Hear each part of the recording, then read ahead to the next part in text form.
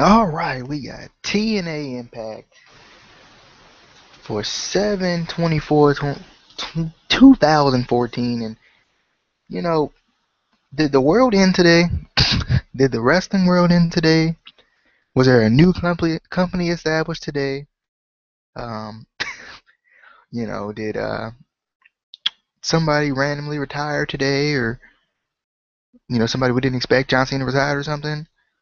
Um, or John Cena granted his like 1 millionth wish or something today? Because there were some weird things going on in this show tonight. Okay, first off, we started a wrestling show with a wrestling match. Yes, that was a gasp. And then the Wolves talked. Bruh. The Wolves talked. I got one more for you. Bobby Lashley, the Destroyer, said words into a freaking microphone. Oh my goodness! What is going on? But guys, let's get into the review. It seems like some things we didn't really expect to happen tonight, right?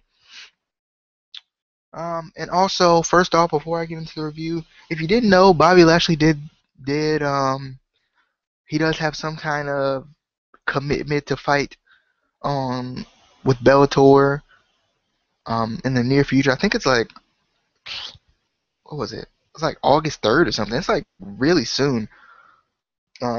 Personally, I'm enjoying the title run. I feel like it's actually legitimate for once. Like, you know, for a while you get the heel as the champion, but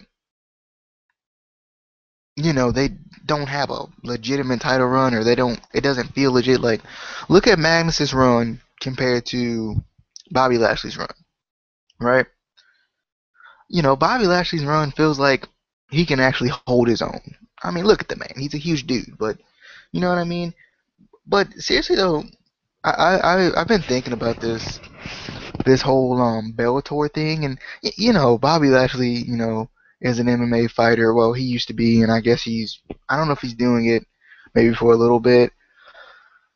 I mean, I just think Bobby Lashley's taking a step forward, right? I mean, when he was in WWE, he was kind of like the big guy, didn't talk. Same thing in TNA, right? But now he's finally getting a world title under his belt, and it feels like a legitimate run. Honestly, I mean, and who even knows who the champion is right now, right? I mean, because I'm trying trying my freaking best to not look at spoilers. Like, there's a couple of things that I know that I didn't want to know. Okay, I really didn't. Things that haven't even happened yet, and I'm like, no, not this way, not the spoilers, no. Like, I was really feeling that way, dude. These spoilers have me feeling some type of way sometimes. God, like, there's some stuff I know that I don't even want to know. So who knows who's champion now? But I really do hope it's Bobby Lashley. And I'll be honest with you, I would love to see Bobby Lashley take the TNA World Title to Bellator, right? And fight in an MMA fight. Not necessarily defend the title with him. I mean, defend the title MMA, like in an MMA fight. Not necessarily that. It just helps give TNA more publicity, right? Don't get me wrong. Either way, TNA's gonna have publicity with the Bellator thing, because they'll probably announce him as TNA superstar Bobby Lashley. You know what I mean? He's also an MMA fighter. You know what I mean? Former MMA fighter. He's working with Bellator too. You know what I mean? A multi-sport athlete, whatever they're gonna call him, right? And so it's gonna obviously give TNA some kind of you know some publicity. But think about it though, dude. Like, if a wrestler, it would just make it feel more realistic, right? You know, everybody's like, "Oh my God, wrestling's so fake." I mean, like, you know, I had my first year of college this year, and I think I've become an even bigger wrestling fan just while I was at college, right? And I had a friend, and she would always be like, "I don't even understand why you watch it. It's fake. Why do you even watch it?" And, it's like it depends on the way you look at it. And I feel like honestly, if Bobby Lashley took the TNA World Title to Bellator with him, how realistic would that feel, right? You know what I mean? Like he's taking this belt onto another sports atmosphere and fighting in that atmosphere. I think it just, for one, it would be unexpected for him to do, right? I mean, if he had the title, obviously he'd probably take it with him. But when you're in something else, you don't necessarily take your other title with you. I mean, even when think about it, when Paige was the NXT Divas champion, she didn't take the NXT Divas title with her. But think about how cool that would have been, even going from one roster to another, right? Even going from the NXT roster to the main roster, But I've been thinking about that, and I don't even know. He may not even be champion anymore, but I don't know that. I don't know if he is champion or if he's not champion. I actually hope he is. My hope is that he is, but who knows? But man, we saw some things tonight. I mean, like I said, we saw the Wolves talk. We saw Bobby Lashley talk. We started out the show with a match. Oh my goodness. What's coming? What is going on? Seriously though, like, and on top of that, we saw a heel turn that I don't think anyone was expecting. I mean, you saw the man get in the ring with a chair, but I don't really know if you were really expecting the heel turn. Maybe was something you were expecting later on, but I don't know if we were expecting it this soon, right? But let's get into the show. We started off the show with a freaking match. I just can't. I can't get over it, dude.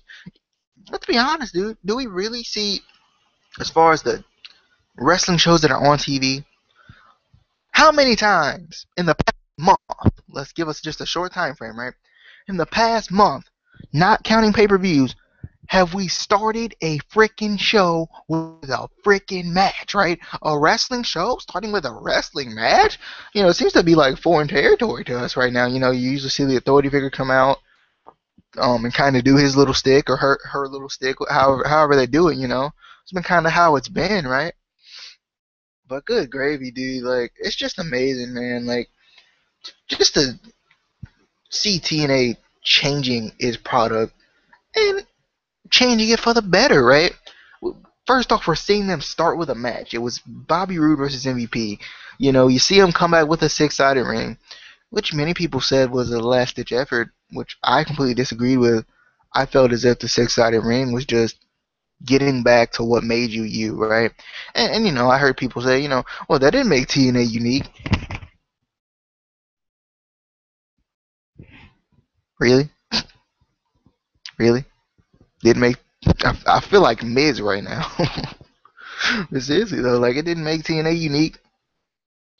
You know, you watch any other wrestling company besides a short few, but of the two wrestling companies you see on TV and what you used to see on TV, WCW, ECW, and obviously WWE, still today, right? Four-sided ring. I think Russo said it best with if people see wrestling in a six-sided ring, they're gonna be like, oh, wait a minute, that's different, right? You're always used to seeing wrestling in a four-sided ring. So, you know what I mean? Like, so it does make TNA different, right? I think the only other company I seen that was actually on TV was like I can't remember what it was called. It was on MTV for a little while, Lucha Libre or whatever. It was something like that. But you know what I mean? Like, I mean, I think Vince Russo's right. You see random, not even a wrestling fan, sees a six-sided ring for a wrestling company. They're like, oh, this is intriguing. This is different, right? And I think when you see something different, you see something kind of even weird, kind of to the point where it's kind of weird to you. You kind of stick around for a second at least. You might not even be a wrestling fan. You see a six-sided ring, you're like, wait a minute, this is kind of different. You know, this is not what I've been, what I used to watch, right? This is different, And obviously, it's gonna turn a couple people off because they're like, oh, wrestling in a six-sided ring, it's not even wrestling. Because a lot of people don't want to give TNA a chance, don't want to give anyone a chance who doesn't pride themselves on what WWE does, or doesn't pride themselves on, different stuff like that. Let's get into this review, guys. Um, Please skip ahead in the video if you want to see the no, but seriously, this is the review, and as quick as I was like, I'm gonna be quick about it, but I just sometimes I feel like you guys tune in for my opinion personally, and I love to hear you guys' opinion, but and I think sometimes, let's be real, I need to give my opinion, right?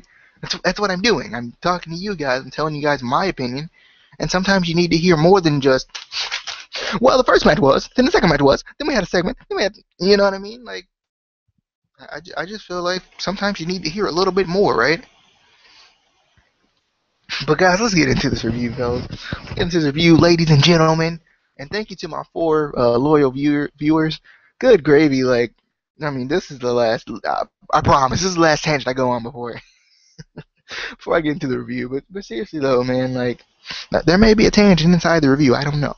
I'm not sure yet.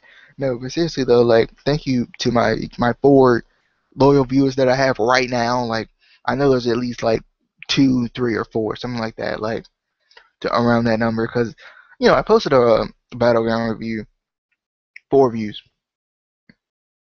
And I'm not mad. Don't get me wrong. I'm not like, oh my god, 4 views. This was freaking Battleground. This was a freaking WWE pay-per-view. You better freaking tune in. You better freaking tune in. Darn it. This is the best wrestling show on the freaking internet. Darn it, on YouTube. You better freaking tune in. No, I wasn't feeling that way, but you know what I mean. Like, it's surprising. Like, for some reason, my TNA reviews get more views than my WWE reviews. Like, I did a Raw review a while back and got like 12 views maybe. Do a TNA review, just a regular TNA show, not even a New York show, just a regular TNA show. Get like 200 views on it. I'm like, what? I'm like, TNA's got to be doing something right, right? People actually want to come through and freaking see the show, freaking see a review about it. Anyway, guys, let's get into this review for real. Like, I'm being serious. 100 right now. 100. 100. Okay. Bobby Roode versus MVP. Falls Count Anywhere match. MVP was nursing a knee injury, but bruh, come on now. You know, he was nursing a knee injury, but the man ran into a player's boot. I mean, he literally ran. I tweeted the man. He didn't respond to me. It was too much. It was too much for him. He was too strong to respond to me, right?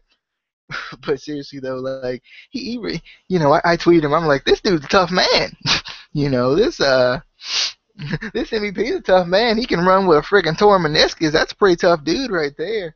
Obviously he's probably healed up by now, obviously, and he could have been nursing still some effects of the torn meniscus at this point. But he ran into the player's boot, which was kind of surprising. But and it wasn't even like a limp run either. It wasn't like this slow limp run like him selling the knee, right? It was kind of like one of those indie type sales where like you don't care, you just do the spot. But sometimes the indie guys get like that. But you gotta love the indie guys, right? But we saw the Rubbermaid trash can spot again. I really do think they should get rid of this. I really do. My Rubbermaid trash can, it might hurt a little bit, but obviously they saved the steel trash cans for for the EC3 Spud and Rhino match later on in the night, right? Obviously, they brought out 2 trash cans full of stuff. You know, freaking MVP and Bobby Roode can't even get a freaking Rubbermaid trash can. But this match actually started in the back. Like, it started in the back, and that was cool, right?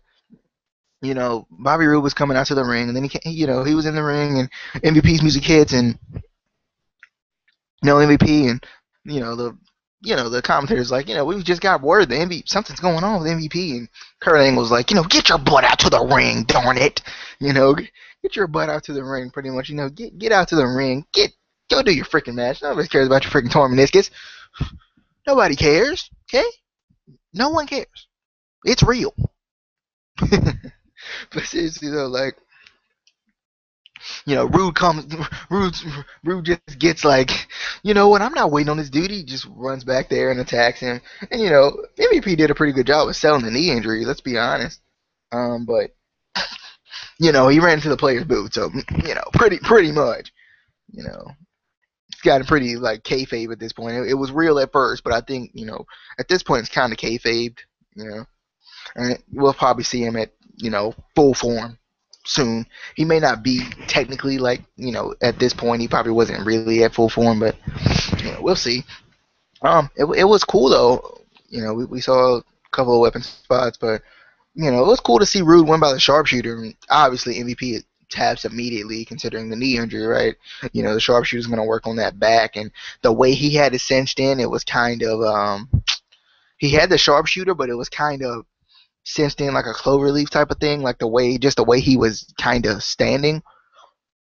So that he obviously MVP's going to tap sooner rather than later. And it doesn't look. I don't think that even makes MVP look weak either, because MVP's got the knee injury he's selling, so it makes sense. Next we had a Jeff Hardy segment. Basically, this is bringing back Matt Hardy. Jeff Hardy's basically saying here, Willow, he actually did mention Willow is not gone. Sometimes you're gonna see me as Jeff Hardy, sometimes you're gonna see me as Willow. You're gonna see me with the face paint, with the mask. And I don't know. I think it fits Jeff Hardy well, but have you seen the little kids with the Willow masks? I wouldn't even let my kid come. I don't have a kid, but you know what I mean. If I had a kid who was a big fan of Willow, no, you ain't coming out the house with that thing on.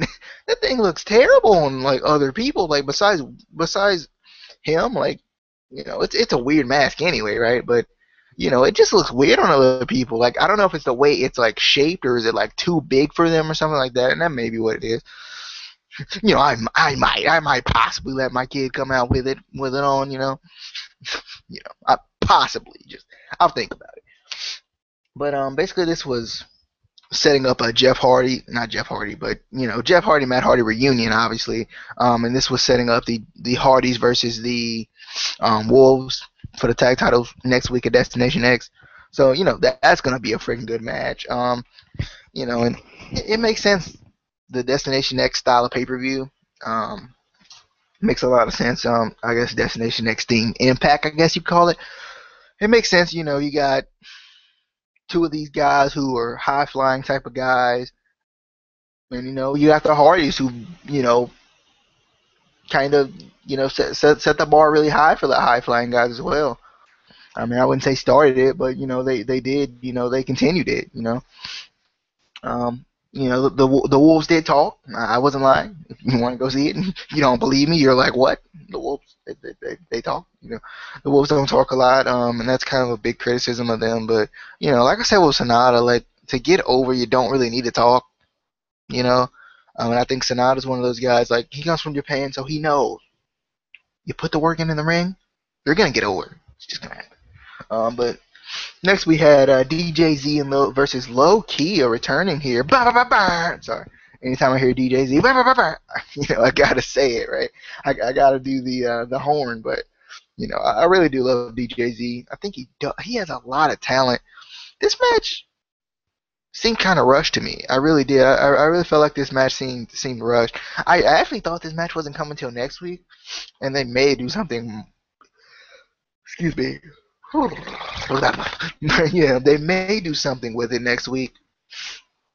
It would be interesting to see it. I feel like it would be interesting to see it if they had more time. I really felt like a couple of matches tonight were kind of rushed. They felt rushed. I don't know if they really were rushed. They felt rushed though. It felt like they were kind of pushing. They were pressing for time, and I don't know if it was because there were more talking segments in this show. I don't know if there were really more talking segments in this show, but the option C thing was not long, but kind of long, I guess. It seemed like it was tad bit, like just a small bit more talking than usual. I mean, it wasn't bad. It was like, they were kind of like short segments, but like, I mean, like, the option C thing was the longest thing, but it wasn't bad at all. And maybe that's why they were so rushed. I guess personally, I think it would be kind of cool to see TNA kind of, and I don't know if they have the money for this right now, but you know, kind of go over a little bit as far as like get some extra time in the docket, so then they don't have to feel like, oh my god, we gotta rush this, we gotta get this out. You know what I mean? We gotta freaking finish this match in like 5 seconds. Like, you know what I mean? Would be cool to see. But Loki did win this match. Loki did his normal spots, except for he did not do the double foot stomp tonight. He actually won with, oh god, what was that? Oh, it was like a fisherman. Um, God, what did I call it? I call it a fisherman driver. It's probably not what it's called. I'm probably making up things at this point. But he had like the fisherman suplex form, and then he spun him around and sat down with it, and like it was kind of like a driver type thing. So Loki wins with that fisherman driver. That's what I'm gonna call it. Next we had Bragdon versus Gunner and Anderson. Before this, Anderson still has a problem with Shaw. I could kind of see something happening with Shaw. I mean, with Shaw and Anderson having some kind of another feud. I don't know if they have another feud, but we may even see Gunner and Shaw. I mean, shoot, Gunner and Gunner and Shaw maybe, but we may even see Gunner and Anderson. So especially since Gunner, they're on the different sides of the fence of Samuel Shaw. There was nothing really to note in this match.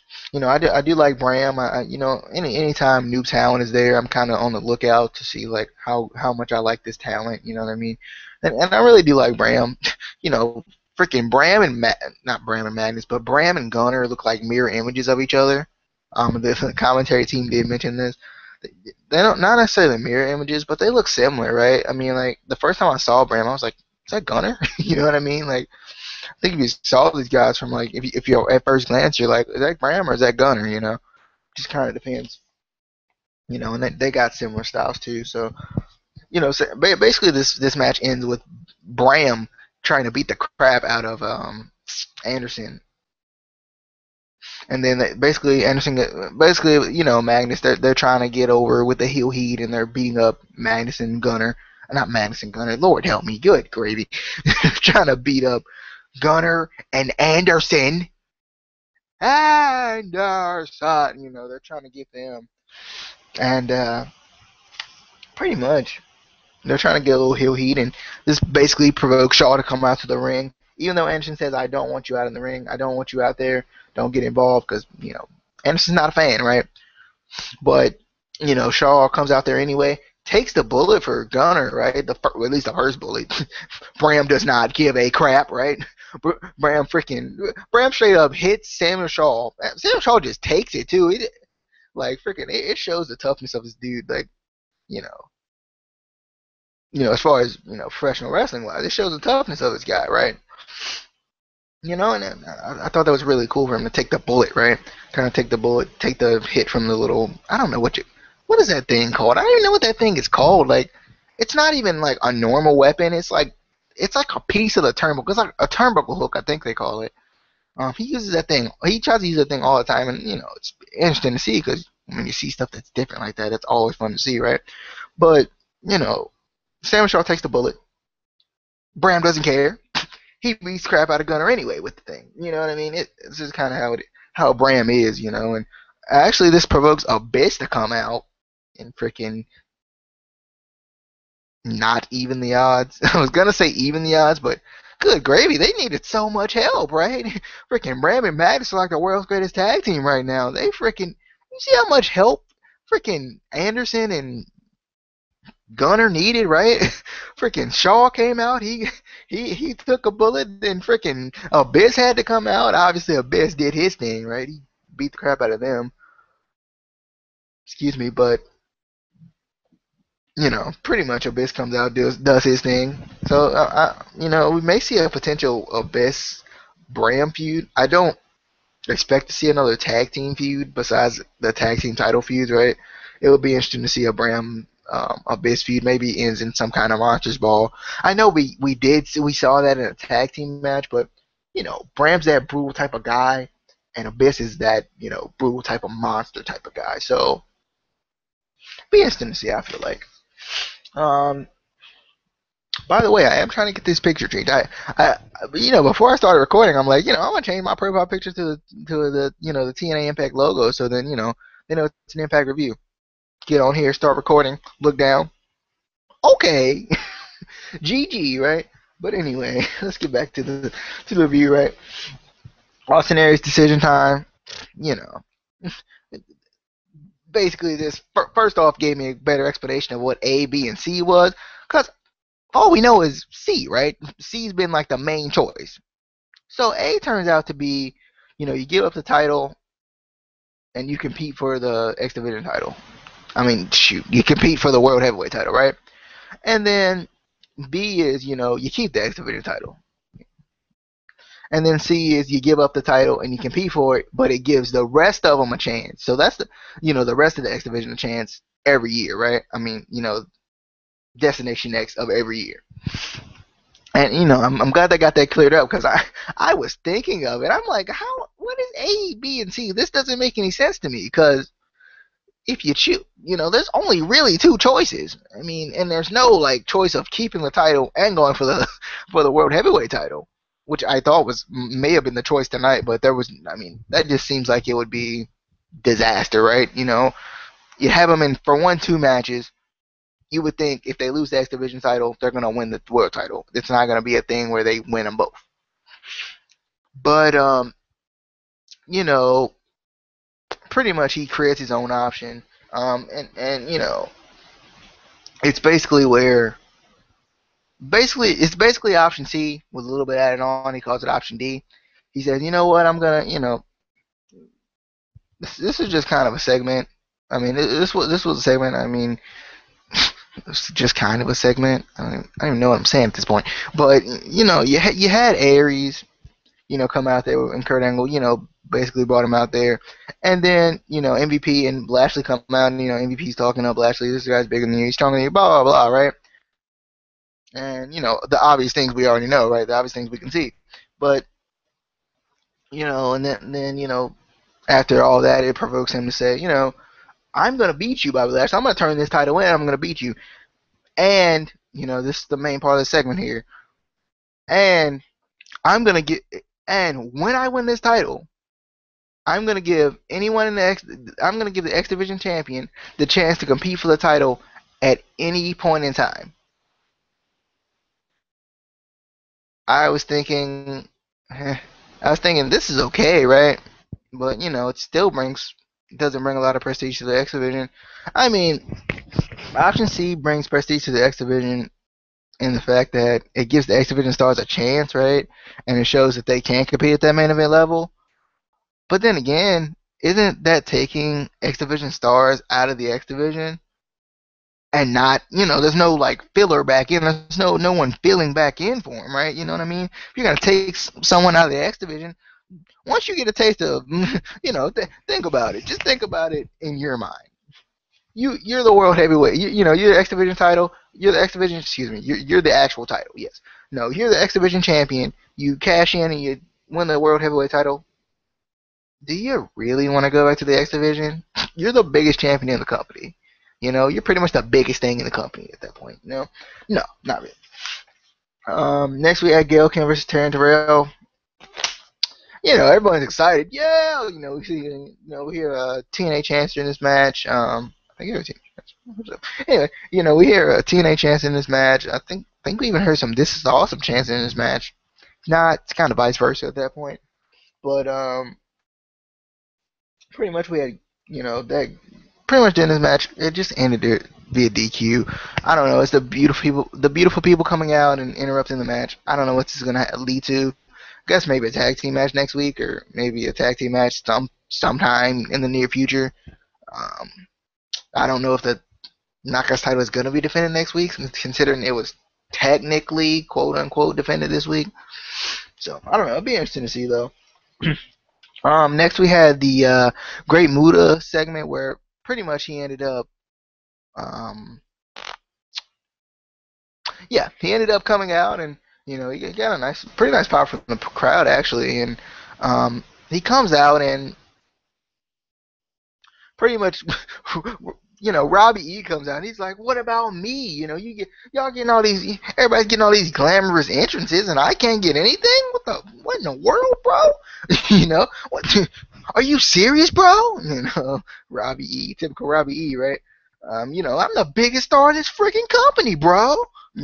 Pretty much, And he's like, I'm challenging you to a match, which was, big of Robbie E, right? Robbie E challenging the Great Muta to a match, right?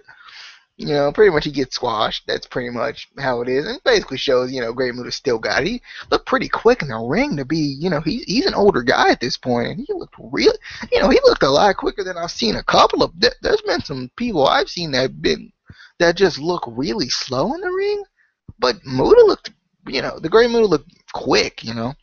I do need to catch up on some Great Muta matches though. I heard Great Muta is the freaking man. I really did. I haven't been able to actually go back and watch his matches, but I really want to. And I will. I will soon. And pretty much the main thing was this, James Storm comes out after Muta squashes Robbie E, right?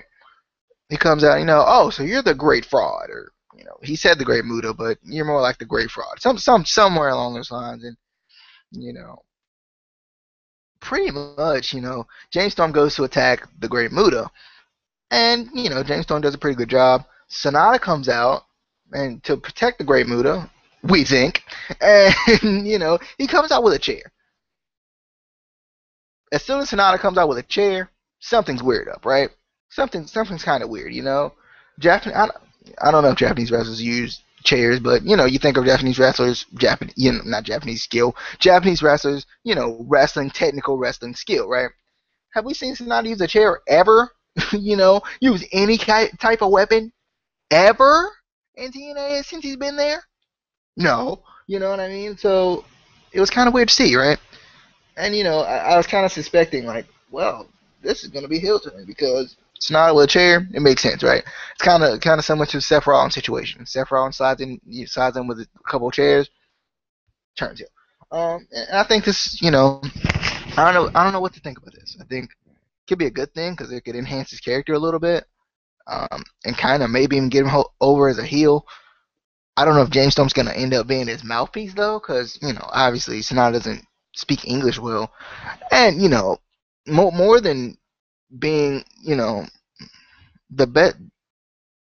I guess what am I trying to say? The easiest thing to get over, the easiest way to get over as a heel is to talk, right?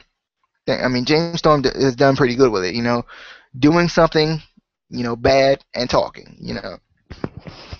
So it's really gonna be interesting to see. I think he'll probably get a pretty nice heel pop if you think about it, because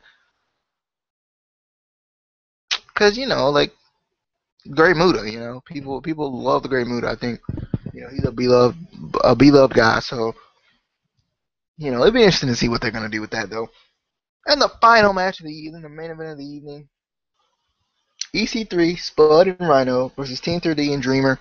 No one went through a table tonight. As they were calling for the tables, there's two mystery guys, right? And Taz is like, oh, that's it. That's what's his name again? Big Zeke.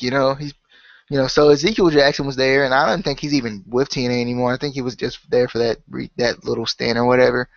And King Mo was there as well. I hadn't talked about Dixie Carter. She hired King Mo or for a little bit at least. And then there was another guy, and he ended up being Gene Snitsky. And the only thing I remember from Gene Snitsky is that I don't know if you guys remember. I'm sure you guys remember if you were watching WWE at this time.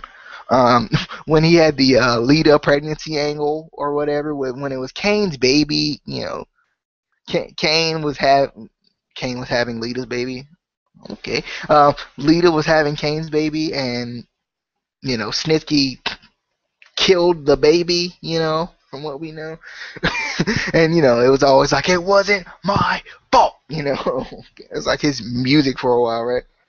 It's just it'll be interesting to see what's gonna happen. I don't know if Snitsky's there for the long run because I don't remember hearing anything about Snitsky leaving.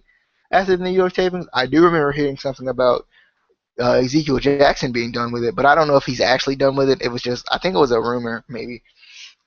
But pretty much that was the biggest thing in this match. There were a couple of hardcore quote unquote spots, but nothing really to note. I mean, only the big thing was Snitsky and Ezekiel Jackson.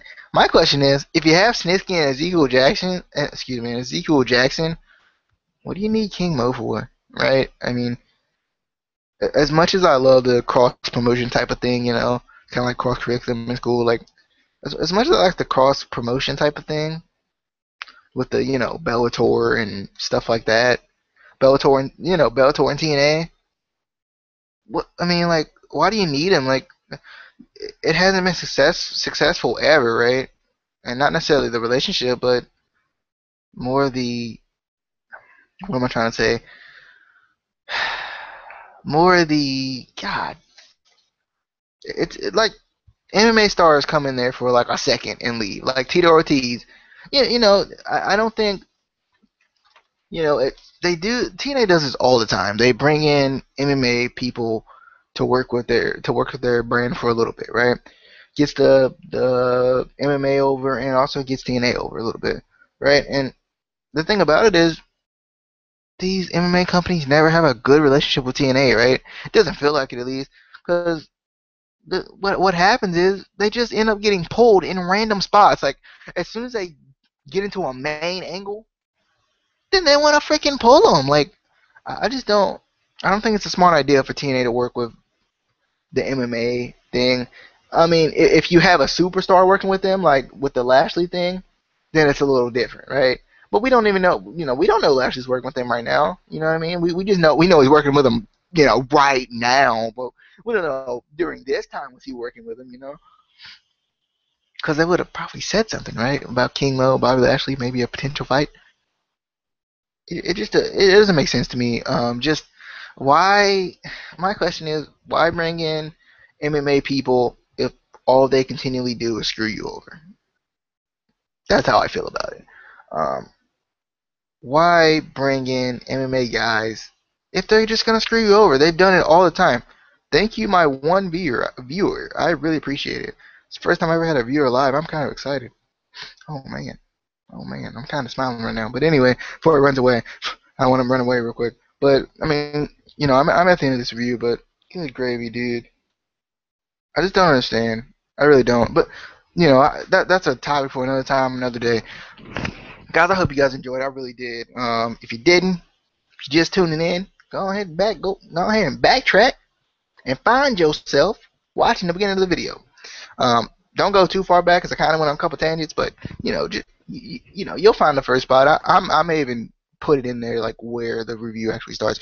Guys, I really appreciate it, guys. I love you guys. I really care about you guys. I really